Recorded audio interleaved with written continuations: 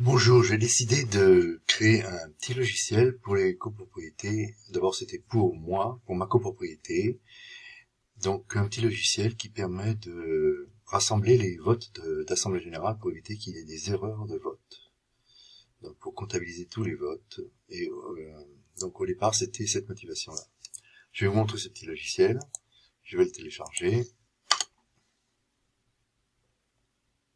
Il est bientôt téléchargé. Voilà, il est téléchargé, donc je vais le lancer pour l'installer. Je n'ai plus. Alors, là, Windows, effectivement, reconnaît que ce logiciel n'est pas certifié. Bon, c'est une construction personnelle. Mais je peux quand même l'installer. Donc, j'exécute quand même l'installateur. Je n'ai plus besoin de Firefox. J'installe le logiciel. Il me demande si je veux importer une base de données exemple. Pour l'instant, on ne le fait pas. On va juste voir comment il fonctionne. Je télécharge le logiciel qui va s'installer. Voilà, installation rapide. Voilà, maintenant j'ai le logiciel qui apparaît avec une icône qui est le castor et qui est le symbole de notre copropriété. Au départ, la base de données est protégée par un mot de passe, mais comme il n'y a pas de base actuellement, bon, il n'y a pas de mot de passe. Voilà comment se présente le logiciel. Nous avons 5 boutons, la liste des propriétaires, qui peut être assez nombreuse, vu les années qui passent, et certains propriétaires ayant disparu, mais étant toujours référencés dans certaines assemblées générales. Donc ici, on voit la liste des assemblées générales, ici la liste des membres des participants à l'assemblée générale. Ici, c'est pour enregistrer les votes par correspondance, et ici, pour enregistrer les votes en assemblée générale. Alors, la présentation va se faire en 3 étapes. La présentation, donc, création d'une base avec des propriétaires, des assemblées générales, des résolutions, des votes, etc. Et deuxième, on passera en revue l'exemple qui est donné d'une véritable assemblée générale, avec des véritables résolutions, véritables documents. Et ensuite, en troisième, on verra les documents que l'on peut exporter, que l'on peut imprimer lors de l'Assemblée Générale ou avant l'Assemblée Générale. Et en quatrième étape, on pourra regarder les paramètres de configuration. Donc, on va sur propriétaire. Pour l'instant, il n'existe pas de propriétaire dans la copropriété ou dans ce logiciel, dans la base de données. Je vais créer un nouveau propriétaire. Je vais l'appeler Monsieur. Je vais lui donner 10 voix. Alors, ce copropriétaire a 10 voix. Le terme voix est utilisé légalement. C'est ce terme-là qui est utilisé. En assemblée générale, on l'appelle des tantièmes, ou chez nous des millièmes, parce qu'il y a 1000 millièmes de copropriétaires. Voilà. Donc on utilisera soit voix, soit tantième. Attention. Voilà. Je vais créer un autre propriétaire, madame. Je vais donner 15 voix. Je vais appeler Cécile Charbon. Bien sûr, je peux mettre son adresse et tous les paramètres qui correspondent. Pour l'instant, on n'en a pas besoin. Voilà, nous avons 2 propriétaires existants. Et nous passons maintenant à l'Assemblée Générale. Donc, pas l'Assemblée Générale pour l'instant dans la base. Nous allons créer une nouvelle Assemblée Générale. Donc, le type ordinaire. Je vais dire la propriété, c'est la résidence des Pouilles. Mettons des Pouilles. L'adresse, pour l'instant, c'est pas nécessaire. La date de l'Assemblée Générale, on prendra le 28. Le lieu, on va mettre la salle des fêtes.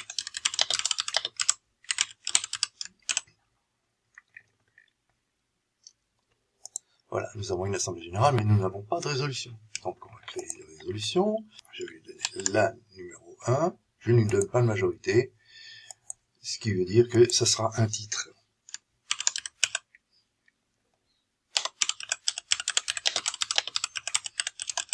Élection des scrutateurs. Donc, effectivement, on peut mettre du détail ici. Deuxième résolution.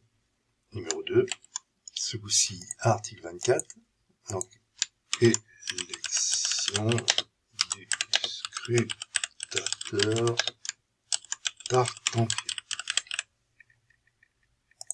Et je crée une troisième résolution, numéro 3, ce coup-ci à l'article 24 aussi, élection scrutateur Charbon.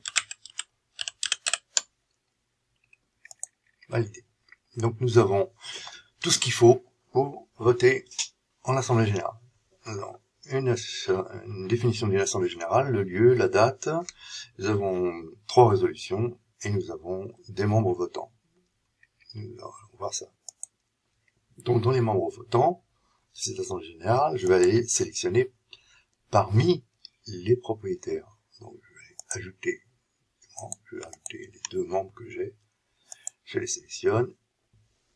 Voilà. Pour le premier, je vais lui dire qu'il est présent. Madame Charbon est présent. Et Monsieur Tartampion est, lui, représenté par Madame Charbon. Donc on a un présent et un représenté. Ce qui est bien indiqué ici. Un présent, un représenté.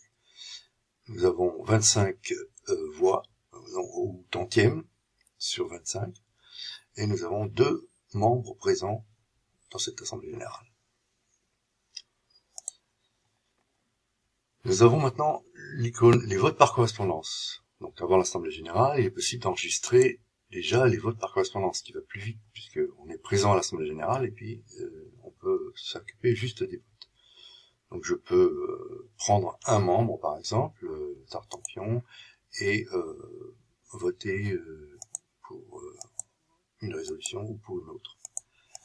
Maintenant, je peux aussi, étant donné qu'il y a un nombre de résolutions qui est important, et parfois une personne vote toutes les résolutions d'un coup, ou plusieurs, de façon identique. Donc il suffit de cocher une case et faire un contrôle-clic sur le titre de la colonne pour avoir toute la colonne qui s'affiche, qui se coche. C'est plus pratique. Voilà. Donc pareil pour Cécile Charbon, pour Tartampion, je pourrais cocher ici, s'ils avaient voté par correspondance, j'aurais pu remplir rapidement toutes les résolutions, ce qui est l'inverse pour le tableau suivant. Nous avons ici en haut les membres de l'Assemblée générale et en bas les résolutions. Donc on vote les résolutions pour chaque membre de l'Assemblée générale. En vote en Assemblée générale, nous avons l'inverse. Nous avons les résolutions et nous avons les membres de l'Assemblée générale.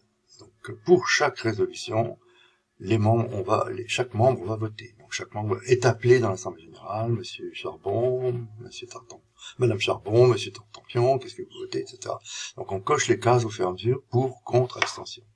Et au fur et à mesure qu'on coche les cases, par exemple, on voit que, effectivement, là, je coche juste la case de Tartampion, on voit que les tantièmes s'affichent directement. On voit aussi le nombre de votes pour, contre, etc. On voit le nombre de votants en millième et en nombre. Alors, ce qui est intéressant, c'est que comme Tartampion est représenté par Cécile Charbon, si Cécile Charbon vote, eh ben Tartampion sera coché voté aussi. Si Cécile Charbon se dévote, eh ben voilà, on peut voter autre chose. Donc les votes sont liés. À partir du moment où quelqu'un représente une autre personne, ben si la personne qui représente les autres est cochée, toutes les autres seront cochées automatiquement, ce qui va très très vite. Par contre, si Tartampion avait demandé à Cécile Charbon, je ne suis pas d'accord sur cette résolution, veuillez me voter contre. Donc à ce moment-là, après le vote du représentant Cécile Charbon, je peux cocher individuellement chaque représenté, donc outrepasser le vote du représentant Cécile Charbon. Pareil pour les autres élections, les autres résolutions. Donc évidemment là j'ai voté pour une résolution qui est un titre, donc c'est complètement inutile. utile. Mais par contre, je peux voter pour Tartampion, Cécile Charbon. Bon, ben, Cécile Charbon, elle va voter pour aussi. Voilà. Et puis, donc voilà. Là, on a les votes en Assemblée Générale, avec les résolutions en haut, en premier. Il suffit de cocher toutes les cases les unes après les autres.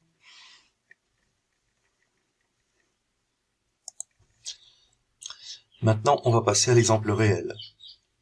Donc, je vais sur l'icône du castor, là, le logo de la copropriété. Pour moi, c'est un castor. Quand je clique une fois dessus, ça appelle la mise à jour du logiciel. Mais si je veux un contrôle-clic, je passe dans les paramètres. Et dans les paramètres, nous avons l'application, les données, les utilitaires, etc., sécurité. Je vais dans mes données, donc dans la base de données, et je vais restaurer la base de données qui est indiquée ici, qui est en fait le numéro de la base de données exemple. Je restaure cette base, donc elle se télécharge, elle se décomprime, voilà, restauration exécutée correctement. Maintenant, tout a été chargé, il y a un logo qui a changé, c'est devenu une tortue. C'est le logo de la copropriété exemple. On va aller voir la liste des propriétaires, donc, elle est quand même importante. Hein. Alors tous ces gens sont des noms bidons, hein, des noms fabriqués par ChatGPT, avec des fausses adresses mail et des faux numéros de téléphone. Donc, pas la peine d'aller téléphoner, ça sert à rien. Donc nous voyons là actuellement qu'il y a 1039 voix au total dans les copropriétaires et qu'il y a 90 membres. On peut aller voir aussi les assemblées générales. Actuellement, il y a 2 assemblées générales réelles. Enfin non, il y en a une réelle et l'autre est une assemblée générale bidon, juste pour faire un test.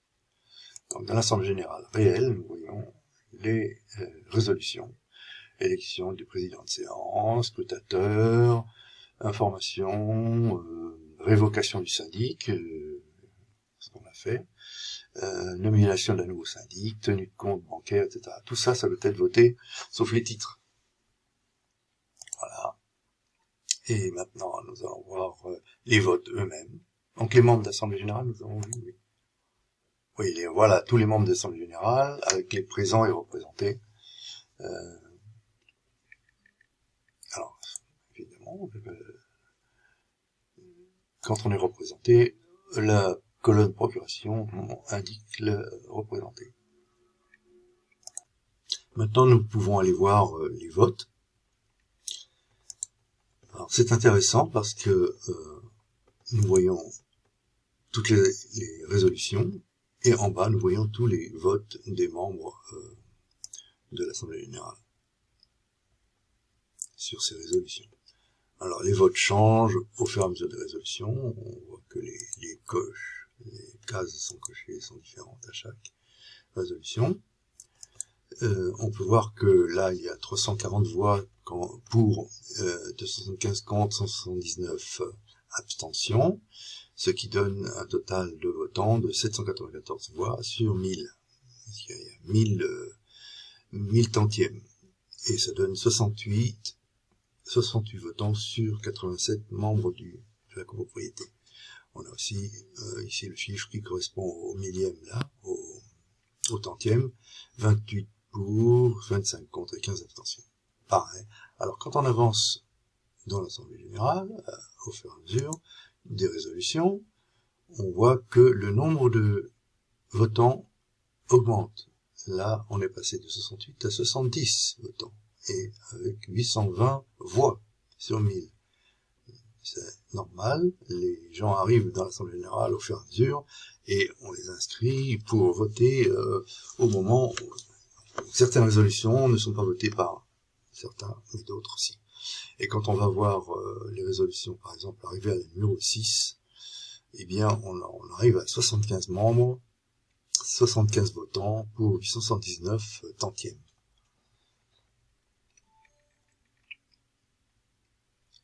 Donc, avec un nombre pour, contre, 44, 31. Voilà. Donc là, c'est intéressant, on peut dépouiller exactement. Alors là, le tableau est encore libre, on peut encore cocher les cases si on veut, même si on n'a pas le droit de le faire, mais bon, c'est un exemple. Pour verrouiller les votes, eh bien, on va dans l'Assemblée générale, on coche sur l'Assemblée générale sélectionnée, et on coche la case verrouillée. Une fois que la case est verrouillée, eh bien, les votes ne sont plus accessibles.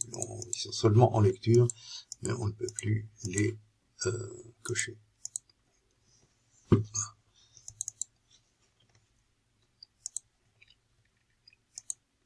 Bon, nous allons passer à un autre état qui est les publications. Donc évidemment, avant l'Assemblée générale, pendant l'Assemblée générale et après l'Assemblée générale, il y a des documents.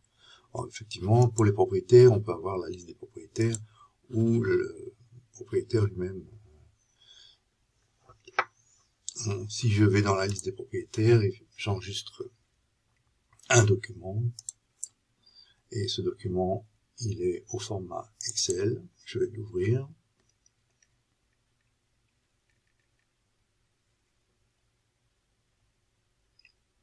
Voilà. Donc je vois tous les membres de tous les membres propriétaires de cette copropriété, passés, présents. Et surtout ces noms sont faux, hein. C'est des fausses adresses mail, des faux téléphones, des faux noms, tout ça. Mais enfin, on voit la liste de ces gens, avec compte, identifiant, voie, bâtiment, cave, box, etc.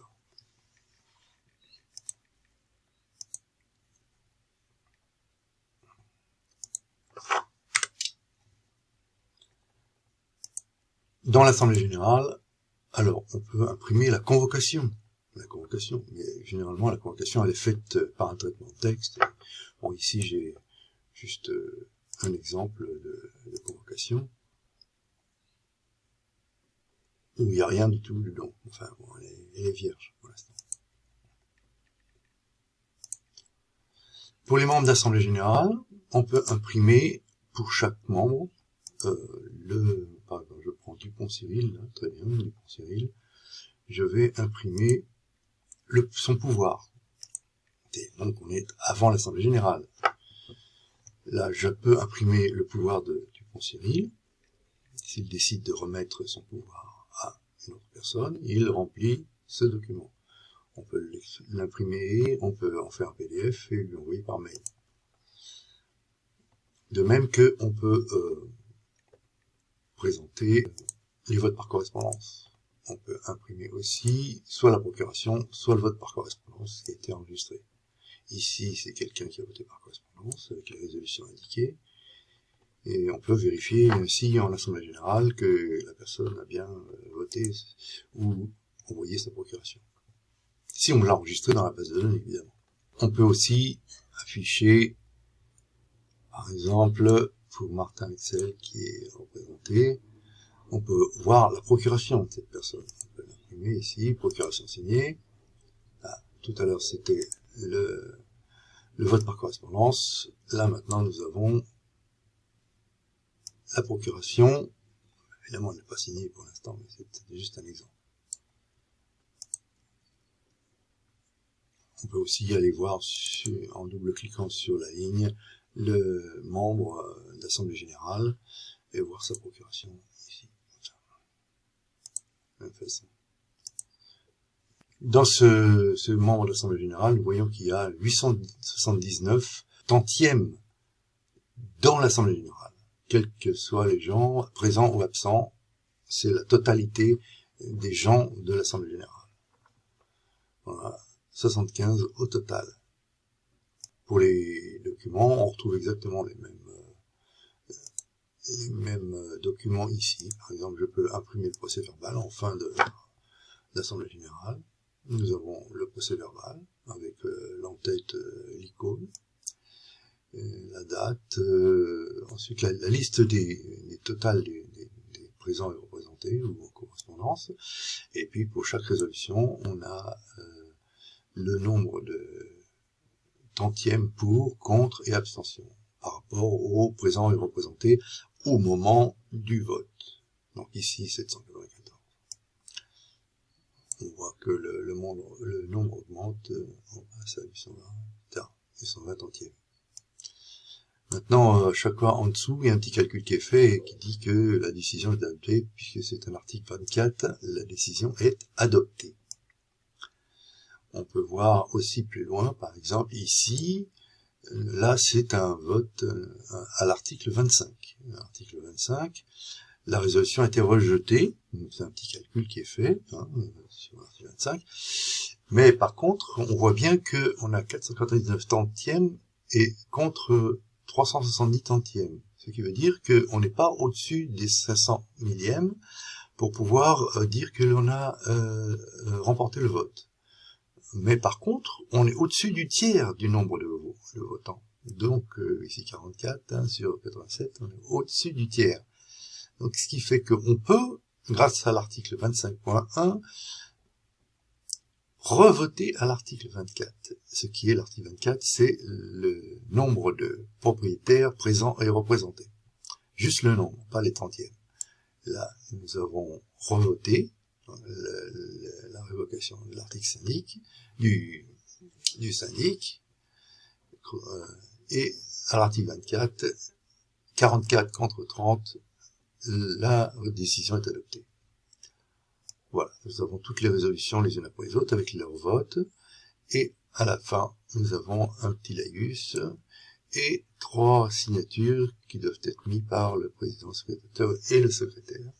Si on a une petite imprimante en assemblée générale, eh bien on imprime tout ça, et puis hop, c'est bon, on a le document immédiatement.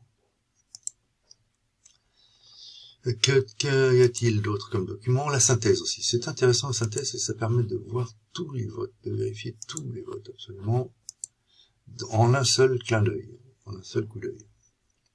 Alors pareil, c'est un document Excel.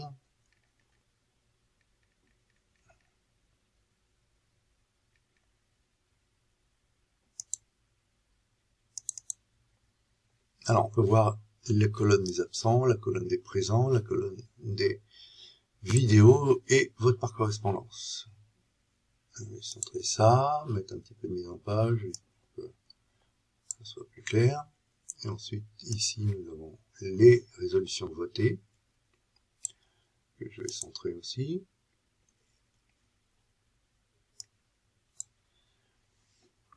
Donc, pour chaque copropriétaire, nous savons sa situation, où est-ce qu'il était. Alors, pour les votes des résolutions, on voit oui, non ou abstention. Oui, c'est pour, non, c'est contre, A, abstention. En bas de la colonne, on retrouve le total, avec 340 tantièmes, ici 350, ici 380, ainsi de suite. Donc on peut vérifier en un seul coup d'œil tous les votes des résolutions. Ici on peut voir le total, bon, c'est une formule qui n'est pas active, on peut... Ici on a le total des présents et représentés, ou absents. Et ici, on a le total des tantièmes de tous les copropriétaires de l'Assemblée Générale.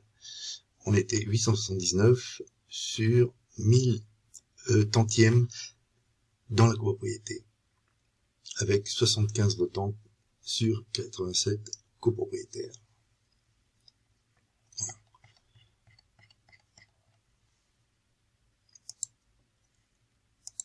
Donc, voilà.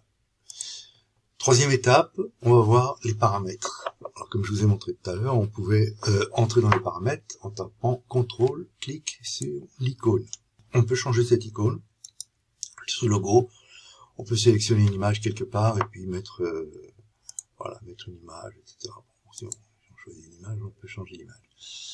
Ici, c'est un bouton qui permet de sauvegarder les mises à jour du programme lui-même, donc c'est réservé juste aux développeurs.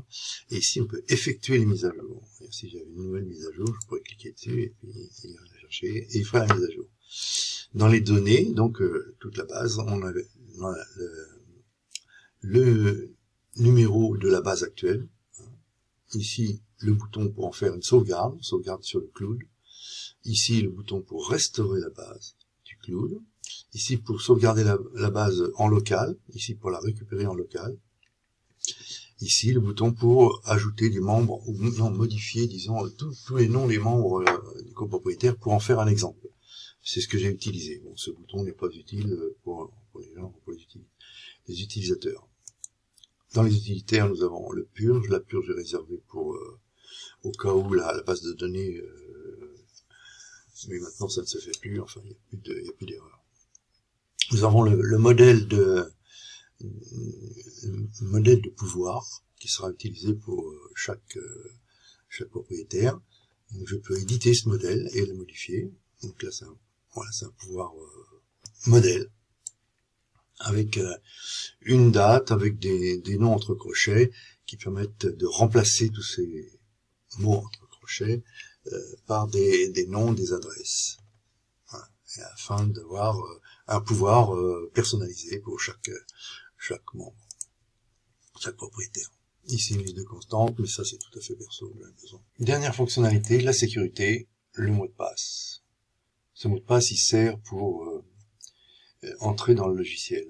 Si la base de données est privée, la base de données est cryptée, mais si on veut entrer dans ce logiciel, il faut un mot de passe, sinon rien n'est sécurisé. Donc voilà, pour l'instant, il n'y a pas de mot de passe.